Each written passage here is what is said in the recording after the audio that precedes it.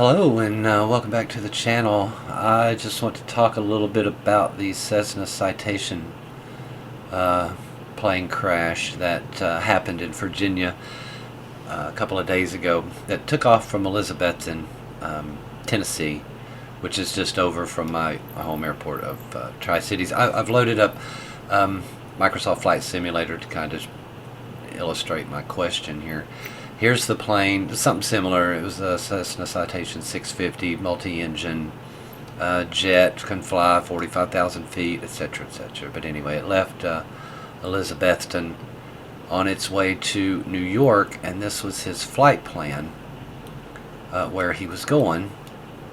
Gets up here, goes to CCC, which happens to be another airport, but it's a VORTAC, where he would turn and come in for a landing at MacArthur airfield here. And we don't, I've got live weather on, so it's actually forcing me to land this way, and I'd probably come in a different direction. But anyway, he would have probably been coming into here to land on that day,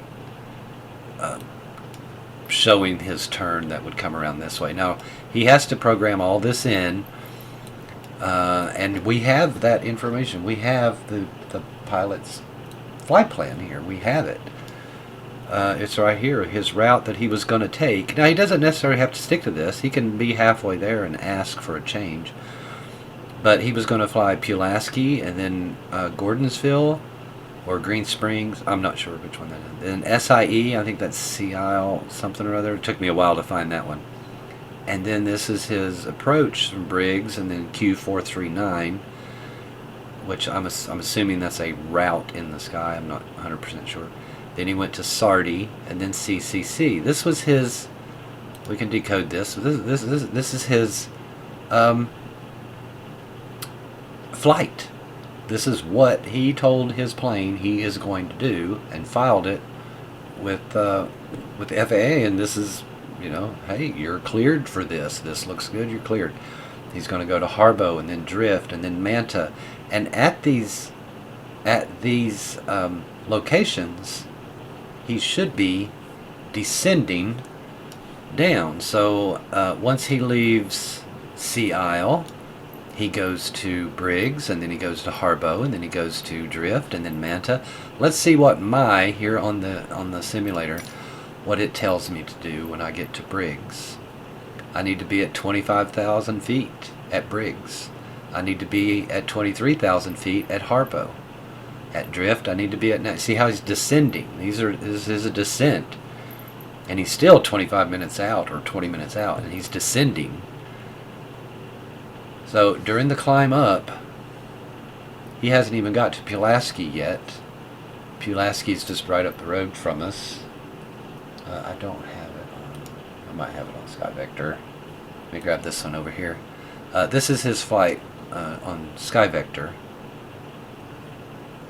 And oftentimes when in the simulator here, I'll fly to Roanoke, I'll fly to Pulaski. And this is Pulaski here. It's at Dublin, but you can see Pulaski, PSK. So we know his flight plan. And it's my opinion that when he took off from Elizabethton, he was handed over to Atlanta Center. Atlanta Center talked to him while he was climbing, and maybe more than likely lost contact with him here when he got to Pulaski, or maybe somewhere over Roanoke. They were like, "Hey, go ahead and contact, Washington Center," and he didn't respond. So I'm assuming that they were incapacitated by the time he got to Pulaski during his climb. Just 11 minutes, 10 minutes, and you can kind of check this on here. You climb out, 10 minutes, you're at Pulaski, and you're at about 18,000 feet. And then at 29,000 feet, 17 minutes. I don't know where this is. It's GVE, Greenville, or Gordonsville, or something, somewhere right here. Pulaski, Gordonsville. So I'll get to my question in just a moment. yeah, this vortex is somewhere in this guy's cornfield here. You're just flying over it. Green Springs. So Green Springs or Gordonville, Patrick Henry. It's my thought that they were incapacitated before here. So during the climb. So if ATC knew he was incapacitated, and I understand, a pilot can make a mistake and get the wrong number turned in. So Atlanta Center asks him again, hey, can you hear us? Maybe he's at a wrong frequency. Give him a minute. Hey, are there any other planes up here flying that can see this guy? He should be around 30,000 feet. They can see where these other airplanes are. They can say, hey, he's south of your position at 30,000. You see his contrails? Do you see him? He's not responding. They see him at 30,000 feet, but he's not responding. Wouldn't you then, my question is, wouldn't you then launch the aircraft to intercept? I understand, give him a minute. He's trying to fly an airplane. Give him a minute. But by the time they were getting ready to hand him off to Washington Center or even Roanoke Approach or something, would you not? And that's what these little yellow lines are. These are airspaces, and you need to contact, Roanoke Approach when you come in. You need to contact Roanoke Departure when you're here. Lynchburg Approach. Here's an airplane that's flying right now. Let's see. This is a Southwest Airline. I do have live traffic on, so this is a real flight. Southwest Airlines 1144. Hey, do you see an aircraft 12 miles, well, 6 miles, I don't know how far this is, off your left wing at 30,000 feet? You're at 39,000 feet. So this plane is at 39,000 feet. They ask. I mean, this, pilots are brothers. They'll look out for each other. They'll look. I don't see him. Or yeah, I see him. I'll try to holler at him. This is just a smaller aircraft. Oh well, no, it's not. He's at 28,000 feet. But either way, there's other planes up here that could spot this guy. ATC is probably trying to get in contact with him. Would you not, at that point, contact military and say, hey, send up a couple planes. We need to see if this guy's responsive. He's not responding. Now, it's my theory, I don't know. That's what they should have done. And I kind of understand that because one commenter suggested that over Richmond, and my family lives in Richmond too, but there was a jet flying over Richmond. Sounded like two, he said, because one would fly over and then like 4 minutes later another one would fly over, and then 4 minutes later one would come back, and then 4 minutes later another one would come back, and it was almost like to him they were circling. He has no idea if they were involved in this incident, but that's what he heard. Could it be? So did they contact the Air Force and say, hey, go up here and look, see if this guy, because the report said they saw him slumped over the controls and they tried to use flares and to wake him up, to catch his attention, not wake him up, but catch his attention. Where would they have been doing this? Now, it was my understanding, and I know the news sensationalizes it, and I hate it when they do that. This report right here says 4 dead, hold on, and this is Fox News. 4 dead in private plane crash after violating D.C. airspace. 4 dead after violating D.C. airspace. It's BS. It's sensationalism. I hate it. Technically, that's what happened. They crashed after they flew through this airspace here. And there is an airspace there that you should stay away from. But, this, you can see here, surface, I can't point with my finger. Read that. It says it's security until further notice. From the surface to 18,000 feet. Don't go around there. From the surface to 18,000 feet. Well, of course, he was at 30,000 feet. This one says, I think it's a baseball game. The Diamondbacks at Nationals.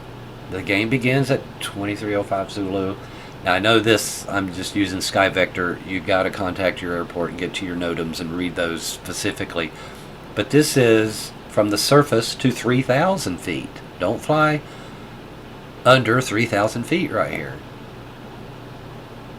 That's kind of what that means. Now, if you do go in closer, then of course it says, where's the White House? I don't know where the White House is. I don't know where I'm at. I like this game though because you can fly. See, that's Baltimore. You're going to have this restricted airspace here. It's probably right here. This blue lined one. I don't know. I don't know where it's at. I don't see it. I'm sorry, I don't know. Right here's one. Maybe this is it.